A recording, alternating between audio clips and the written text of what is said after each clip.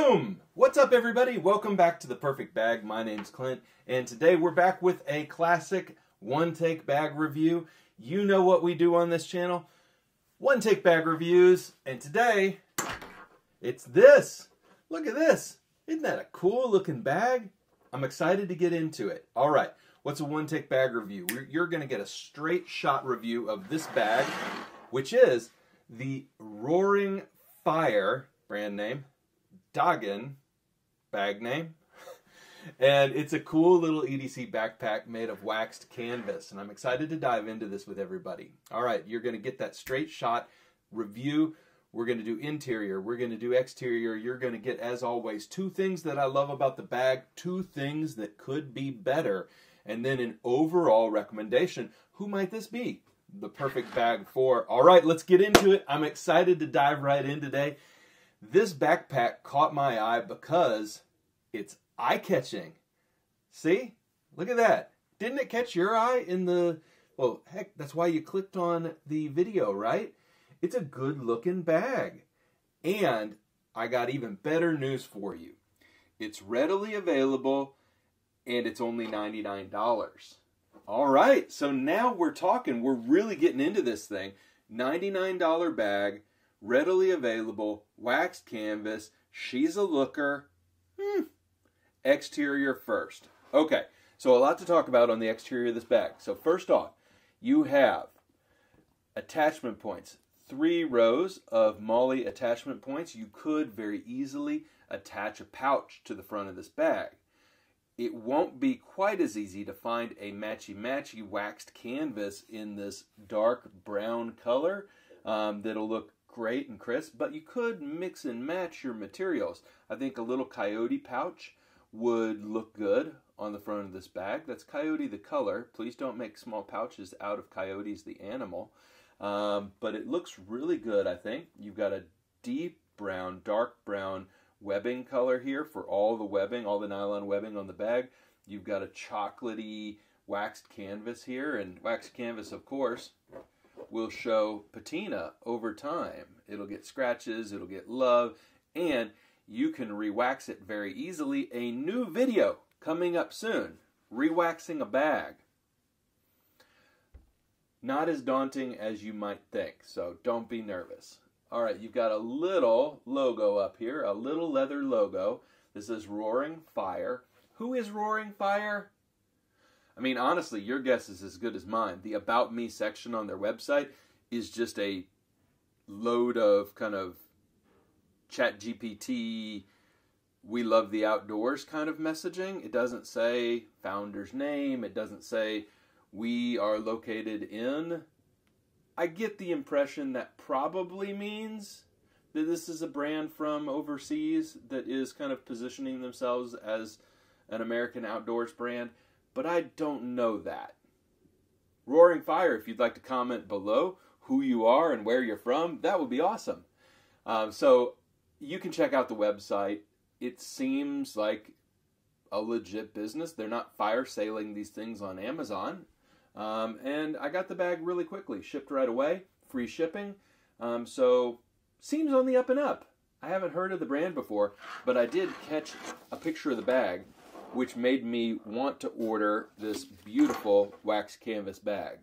All right, other exterior features. You have heat shrink wrapped paracord on all the zippers.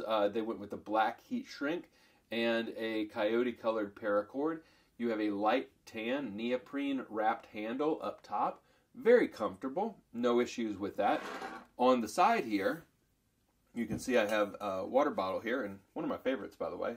It's a really cool bottle by Avex, but anyway, it looks like it's been through the war, and it's got a push button trigger release to release the water. So good stuff from that bottle. I've always enjoyed that one. But you've got a stretchy but still wax canvas, so elastic around the lip on this water bottle holder, but it is still wax canvas, so you don't have much stretch or give, and there is no seep hole, which is probably the worst phrase in backpack construction. no little drip hole down here at the bottom for any liquids to come out. So if you've got a sweaty bottle, you might not want to put it in this bottle holder. If you've got an insulated bottle, that's the stuff. All right. So you're not getting anything into this holder, by the way, that's much bigger than this. This is a 20-ounce bottle, and you're not going to get much more into this. It doesn't have tons of stretch. So it's got enough stretch to hold a bottle in place, but not stretch to expand for your wide mouth Nalgene bottle. It's not happening for you on this bag. On the other side, you've got handles. Okay, so you can briefcase carry this bag. If you do briefcase carry this bag, you're going to have floppy strap syndrome on the back. There is no tuck away or holder for these straps. So don't anticipate that you'll be using this a ton as a feature, but it is there, and it's good that they included side carry and top carry. So that's a good thing. You also had, I forgot to say, 2 rows of MOLLE attachment points on the side of the bag, some attachment points on the back, and a Duraflex sternum strap. Now, let's talk about this back. So, wow. So for a fairly budget wax canvas backpack, on the back you have massive cushioning, like massive cushioning. Let me hold this up. See how squishy this is? We're going to do that again in camera number 2. I need you to see how squishy this is. It is super squishy. I recently reviewed a bag from Cotopaxi, and I was talking about what a shame the straps were. This is what I was talking about. Anybody can make good straps. These are good straps. You've got a nice harness.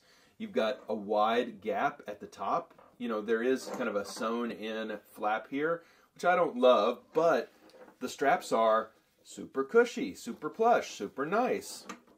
And the back panel is ridiculously overbuilt. So, roaring fire, whoever you are.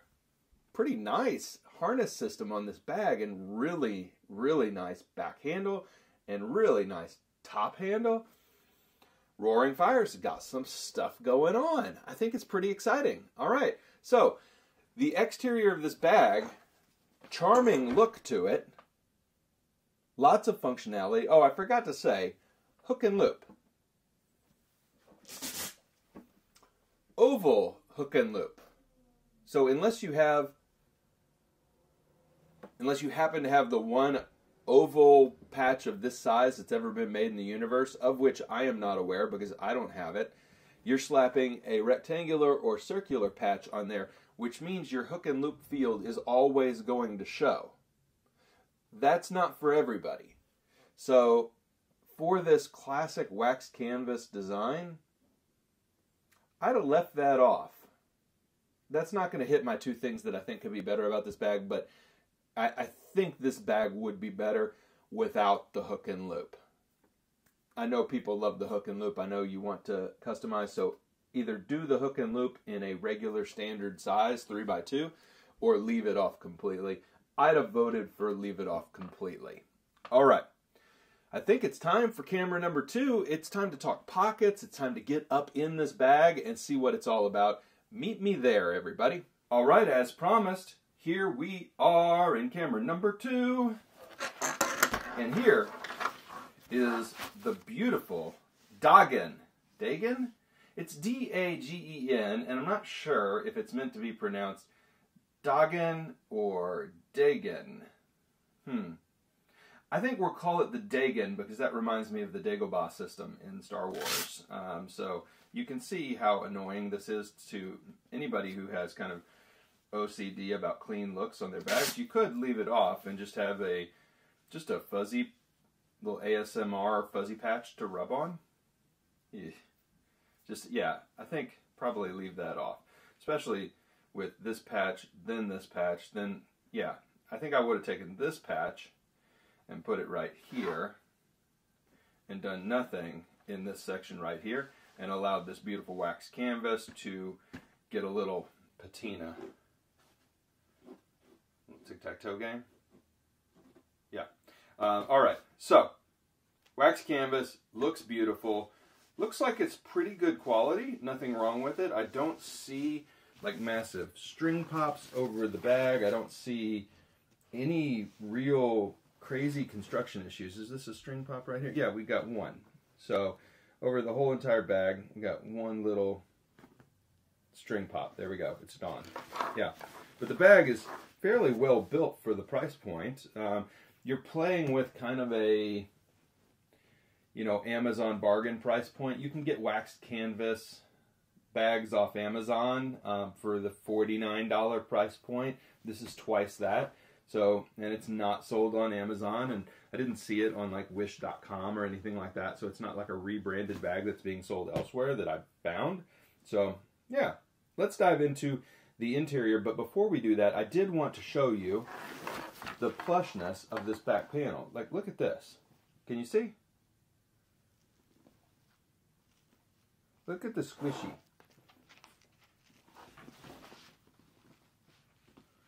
I hope you can see how deep that squish is. I'm saying some stupid things today. But yeah, how deep is your squish? Look how deep this squish is. It's deeper on the back panel than it is on the pack itself, but this is pretty beefy padding for a small EDC pack. And as I mentioned in a previous video, to all makers, and a message to everybody who will listen to me, overbuild your strap in your back panel. It's like wise people say, well, look at this. It's just beautiful. So wise people say, right? Spend money on your shoes and your tires. Backpack makers, spend money on your harness and your back panel. Like it, and then you've got a deep air channel here that runs the whole length of the bag. You may notice that this panel over here is bigger than this panel over here, and that's because you have a pocket here, which we will talk about here in just a little bit. But first, we're talking about these pockets up front. Let me unclip my flashlight from the front of the Dagen. And you can see we've got a non-branded zipper that is kind of an antique brass looking situation. And then inside this pocket, which is really tough to get into, like really tough to get into, and really tough for me to show you. Like we have multiple slip pockets in here. And I've slipped in my pocket knife. And then you have, so a zippered pocket, and you have three slip pockets in here. But as you can see, there is a fatal flaw, which is that's really hard to access. So, is it a bad pocket? No, but it is more of a drop pocket than it is, like you're not going to be using these admin panels a ton in here. Really slim items maybe, but just anticipate just using this as a drop pocket and you won't be disappointed. Now you have this pocket right here up top, and this is just a pure drop pocket. And I've put my wallet in here because there is no top EDC quick access pocket, so this is your quick access pocket. So I just tossed my wallet in there, and I'm a happy camper. Get it? Roaring fire, happy camper. All right. On the side, you can see that the suitcase handle just pops open with a simple snap. No issues there. And then we'll access the main compartment, which has a dual zip up top. And you can see, it doesn't quite full clamshell. It comes down to, you know, just a hair short of doing that. But it's not too far off of a full clamshell. So we'll open the front panel. And you can see kind of what you get here.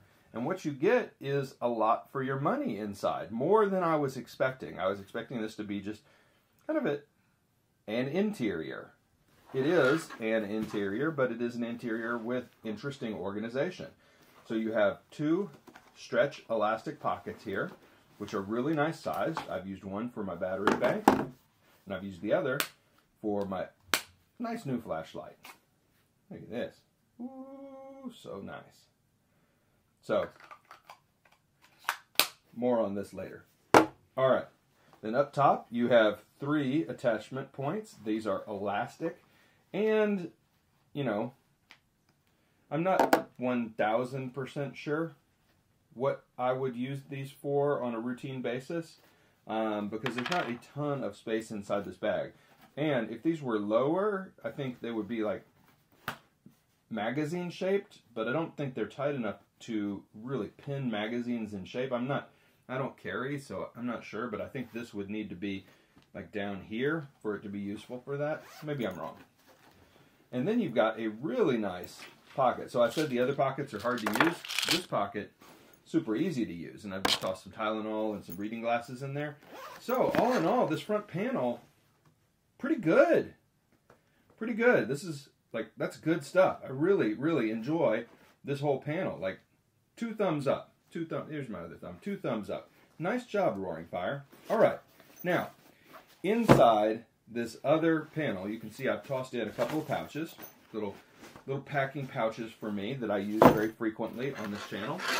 On the back side, you have a laptop sleeve that Roaring Fire says will fit a 13-inch laptop.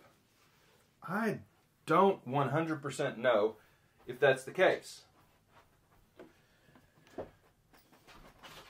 So let's grab, this is a Chromebook. This is an 11-inch Chromebook. This fits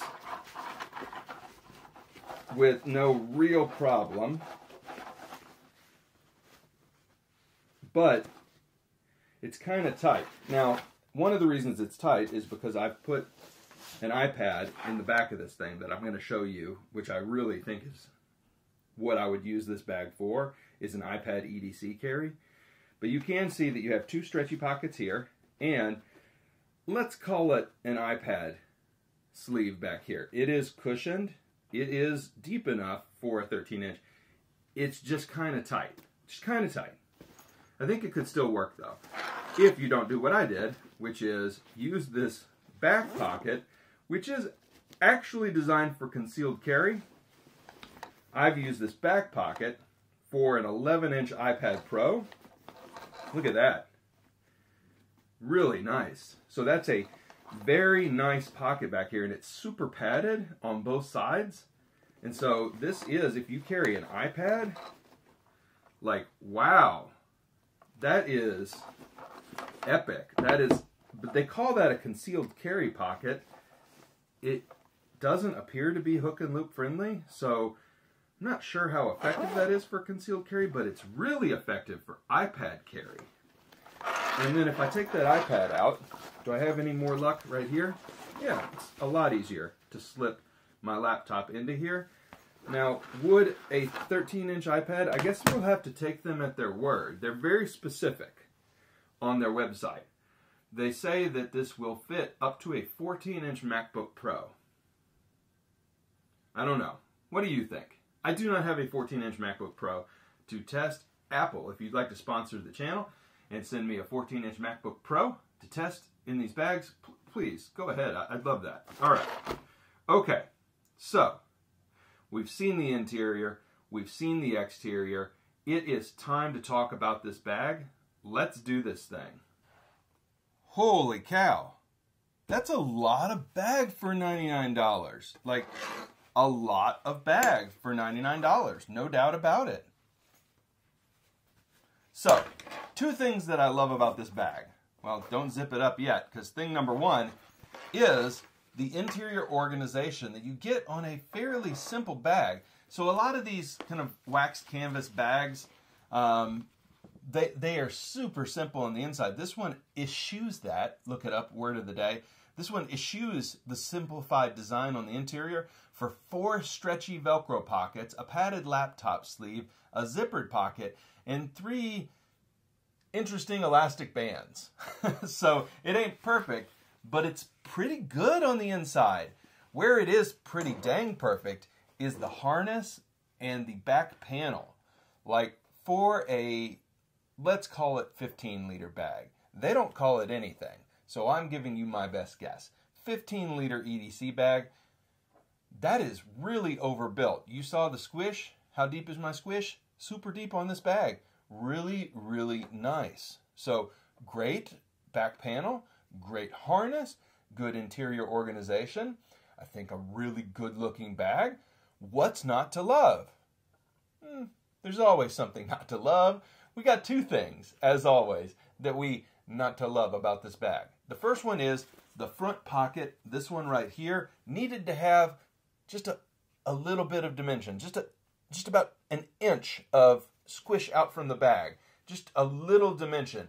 Instead of a flat panel there, go with a JanSport poof. Go with a little baby bump right here for the bag. Just a little dimension so that you could easily use this admin section that they've so graciously put into the bag. There's 3 pockets in here plus a zippered pocket, 4 pockets in here, and you can't really access any of them. So it's covered by a rain flap. All these pockets are covered by rain flaps because they did not do any kind of AquaGuard zippers. That's fine, but you got to make the pocket usable. So you need a little poof right here, just a little poof. Like, let's say this bag needs to look like it just ate some takeout, ate a little bit too much takeout, and it's got a little bump, little dimension. That would have made this bag really sweet. There's one other thing that could have been better about this bag, and it's this. God bless you, Roaring Fire, whoever you are, for putting in side carry handle. I think that's awesome. Like, really awesome. You didn't go with the dual-wheeled water bottle holders. The water bottle holder is good, by the way. Nice job. But you put in this briefcase-style carry, and when you briefcase-style carry for this bag for an extended period of time, you end up with this, which is, you know, the drop of the straps, and that looks bad, and it looks stupid, and it's annoying because it rubs against your leg, and it's silly, and you could have fixed that with a luggage pass-through if you wanted to. Like, if you really wanted this bag to be carried like this for an extended period of time, then you could have done a luggage pass-through on the back, but I don't think you needed to. I don't think you needed to. I think you needed to take this handle and just do another one right here. Like, you don't need this. Plus, this has to be unsnapped and moved out of the way to open the bag. If you had just replicated this top handle on the side, you wouldn't need any of that. And the top handle's better. It's really comfortable. It's a nice neoprene handle. It feels good. It's a good handle. This is not a good handle, and it doesn't look as good either. And so, in Roaring Fire Dagen 2.0, give a little poof and replicate this top handle on the side of the bag. And then you've got a classic. Now, I would argue that this would be better as a slightly larger bag overall. Okay? And what I mean by that is just a little bit easier to get into the laptop sleeve, a little bit bigger overall. So think 20 liter instead of 15 liter, but for a small bag, of which it is not a crowded marketplace. There's not a ton of super small EDC bags, super small, not just bags that could be EDC, but actually EDC. Like, this is almost Sling sized, small messenger size, but a backpack, and it's just not a crowded space. So, good bag. Who might this be the perfect bag for? Honestly, if you've been looking for something that is a small EDC backpack that has a very heritage classic vibe to it, you could do worse. Like, this is a fairly well-built bag. I don't know if it's going to stand the test of time. I don't see anything about it that screams it's going to fall apart. So I think we have found a neat little borderline budget. $99 is kind of probably the lip between, like, 75 and under is probably like budget. This is good. This is a not gonna fall apart on you, but don't break the bank kind of bag. And most of these wax canvas bags, most of these heritage look and feels bags, they go for a lot more than this. So overall, happy with the bag. If you're looking for a small EDC that won't break the bank, something to toss in your truck when you go camping, not bad. Little hiking bag that gives you kind of an outdoorsy feel and makes you, you know, feel like you're already in the mountains when you pick it up. Yeah. Honestly, I'm pretty pleased with this. I think I'm actually going to use this bag in my upcoming how to rewax a bag video and see what this bag looks like with an extra layer of wax on it. I think it might get even deeper and darker and sexier. I think that we're going to play around with this one a little bit. So, almost a perfect little EDC bag. There's some choices that they made that I wouldn't have made. But overall, you can't argue with what you get for $99 here. So everybody, I'm going to toss on this bag, let you see what this smaller bag looks like on a bigger guy. No singing the Tommy Boy song, y'all. Don't do it. Don't do it. But everybody, as always, thank you for the love and support. Really appreciate it, and we will see you next time. Bye for now, everybody.